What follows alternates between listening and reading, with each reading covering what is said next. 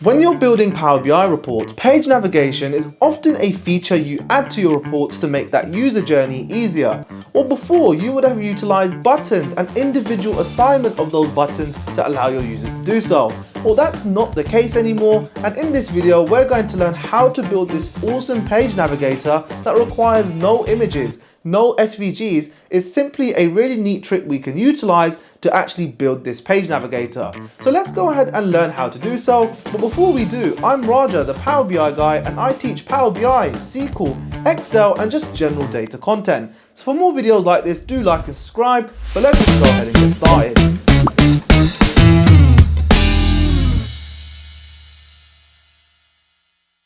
So let's go ahead and learn how to create a navigation menu. The first thing we'll do is work on the panel. So if we head over to Insert, Shapes, insert a rectangle, we can now place this where we want this menu to be. So let's bring this to the left hand side, go to Formatting, Shape Style, Fill, I'll set this to black, and then turn off the border.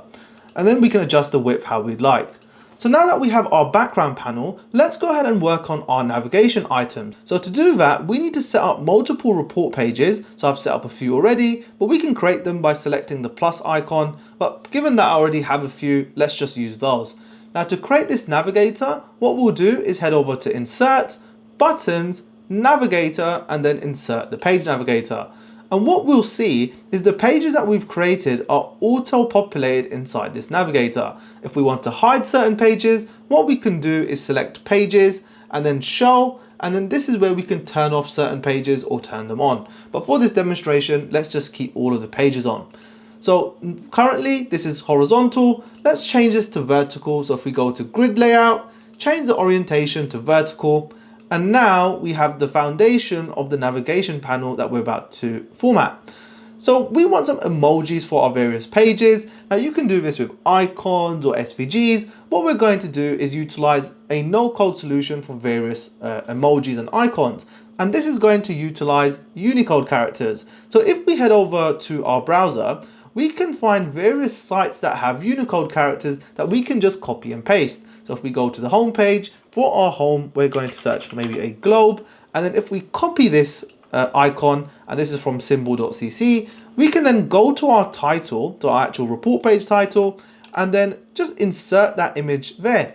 And now we can see that's gone into our actual menu item. But there is something to note. If we want spacing between the icon and the title, if we press space, it will only go once, and then after a certain point, it just won't increase the spacing anymore. So we need to use an empty character to adjust the spacing between the two. So if we go over to emptycharacter.com, we can just copy an empty character, go back to our title, and now we can adjust a space. So let me paste this empty character. And what we'll find is now we've adjusted the space between our icon and the actual title itself. So go ahead and find some Unicode characters for your various titles. And what I'll do is just switch over to a report where I've got some more pages and various Unicode emojis already placed inside the titles. So great, we now have our menu. Let's go ahead and work on the formatting and make this look a lot better. So let's go ahead and select our actual navigator and head over to the actual shape. So right now these are rectangles. Let's go ahead and make this into buttons. So we'll select shape, and instead of rectangle, we'll utilize rounded rectangle and set the rounded corners to 14%. Now these look a lot more like buttons. I'm just gonna make this slightly thinner, and now we can start adjusting our various states. So currently our selected page, it doesn't look selected, and then we have these white backgrounds for our other items. So let's head over to our style. So this is in the format pane, and what we'll see is there's various states that we can affect in terms of our navigator. So if we head over to default, so this is all the pages that aren't selected, and we can now adjust the text because currently this is in the center. So if we check the alignment to left, we can see that looks a lot better because it's on the left hand side. But we want to adjust the spacing because this is too close. So what we can do once again is go to default and then adjust the padding. And if we adjust that, that looks much better because it's not touching the border of our actual navigator itself. Great. Let's go ahead and turn off the backgrounds for all of our pages that we haven't selected. So this is the default state. And what we can do is go to Fill, and let's set the transparency of this to 100%. Now the text items, we can't see them anymore. So for the default text, we want to set that to a gray. So we have all of our various items, but when we hover over them, we can't actually see what we're hovering over. So let's change our state now to hover, so it will impact what these items do when we hover over them. So for our text, we want that to go white, and let's set the font to one size larger, so when we hover, it actually looks like we're hovering.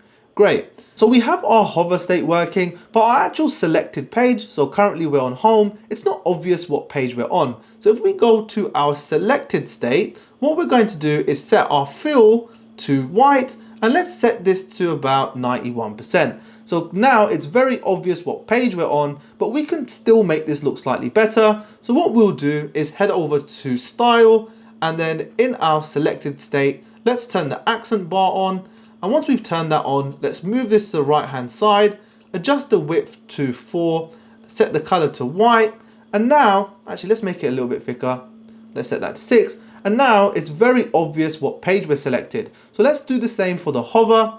So if we go to the hover state, what we'll do is turn on the accent bar, set that to white, set the width to 6, and move the position to the right hand side. So when we hover, it's very obvious what page we're hovering. Now, in terms of the spacing, we can see it's quite thick. It could look a lot better. So what we'll do is select our navigator, go to grid layout, and then adjust the padding. So let's just make those thinner. And it's worth noting that this is dynamic. So depending on the amount of pages you have, you might have to do some manual adjustment, but let's just make this slightly smaller and then adjust the padding. And now that looks much better. So we now have a really good looking page navigation, but our non-selected states, I can say they should be a little bit less obvious that they're not selected. So what I'll do is head over to style. In our default state, so the pages that aren't selected, let's set the font to a darker gray. And now it's much clearer which pages aren't selected and which pages are. One last final tidy up. For our default pages that aren't selected, let's turn off the border. And now it's a much cleaner UI in terms of what page we've selected, what pages haven't been. When we're hovering, it's really obvious, and we now have a really great looking page navigation menu. If you made it this far into the video, do like and subscribe for more tutorials like this. I have a lot more designs coming and tricks that you can utilize to really take your reports to that next level. So without further ado, it's the Power BI guy, and I'm checking out.